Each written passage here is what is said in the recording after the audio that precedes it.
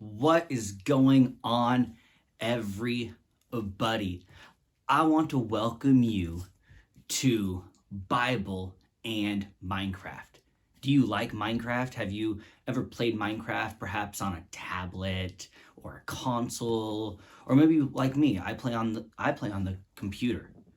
Well, I thought, why don't we take my love for the Bible and my love for Minecraft and kind of morph them together? So today we're going to be in the Old Testament in the book of Exodus.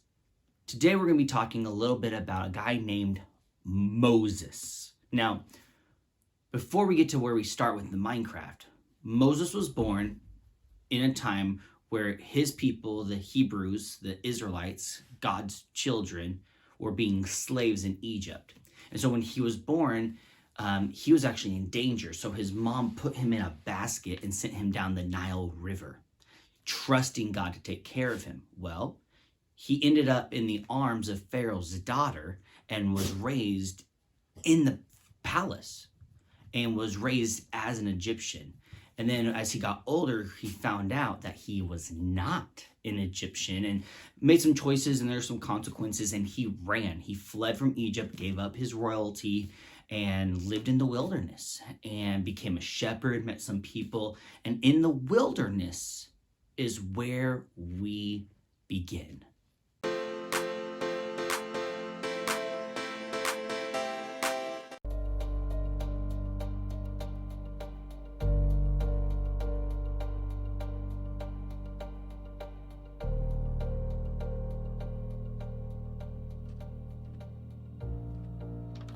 In a burning bush God was shown, told Moses his plan, he wanted to be known.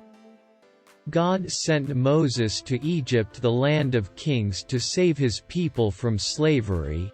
Moses told Pharaoh, let God's people go. Pharaoh had a hard heart and told him no, to show he had great power. God sent 10 plagues to Egypt that fell like a shower. The first was the plague of blood. It turned the Nile River thick like mud. The second plague caused the country to be clogged. It was the gross plague of frogs. Moses went back to Pharaoh, said let God's people go. Once again Pharaoh said no. Then 2 more plagues came by, the plague of gnats and the plagues of flies.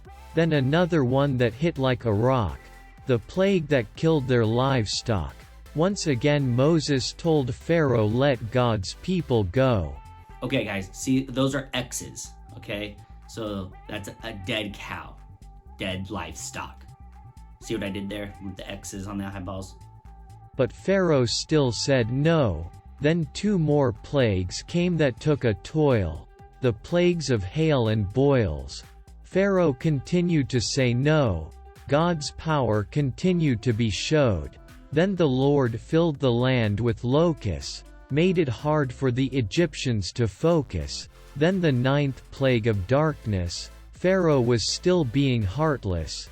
All right, the plagues are getting pretty crazy so far. Am I right? The last plague was the plague of the firstborn. Pharaoh lost his son and became torn. After the last plague Pharaoh said take your people and go. So Moses gathered everyone and began their journey home. They reached the Red Sea. God's power opened up the ocean for all to see. The Israelites crossed the Red Sea. All right, let's pause right here, okay? So at the end of chapter 14, they are leaving and they get up to the Red Sea and they're being pursued by the Egyptians. But here we see a great miracle. God opened up a dry path through the Red Sea, but the Israelites still had to take action. They still had to have the faith to actually walk on the dry ground, to walk through as these big walls of water are just being held back. And they could have fallen at any time. I mean, they didn't know. But these steps of faith required commitment to God. And this surely resulted in the growth of the Israelites' faith and their belief.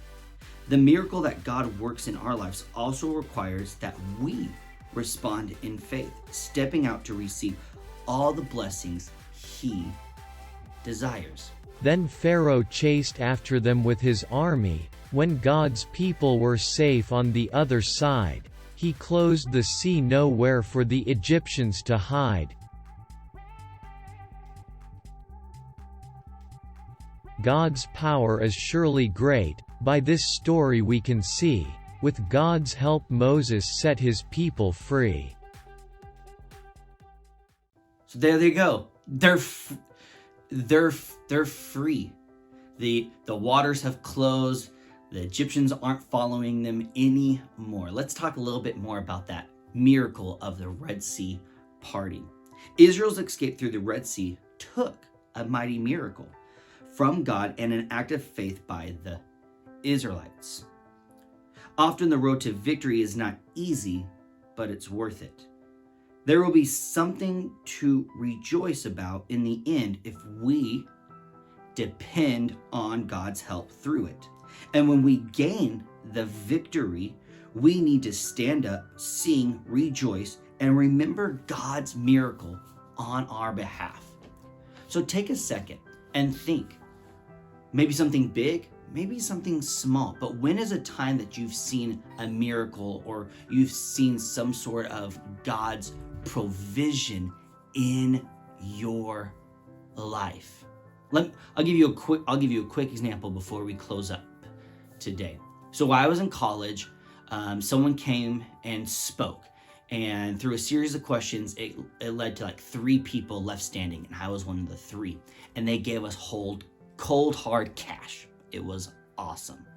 Well, that same day on the way to work, I blew out a tire. I was late to work because I had to put on my spare, and then I drove on my spare for the rest of the week until I could get to a tire shop that weekend. Well, I had to buy a brand new tire, and the tire was the same exact price as the money I had received earlier. See, God had provided before I even knew I needed His provision. So take a time in your life and think, small or big, when has God provided? When has God shown up like He provided safe passage for the Israelites? And then remember that and rejoice in that and give God thanks.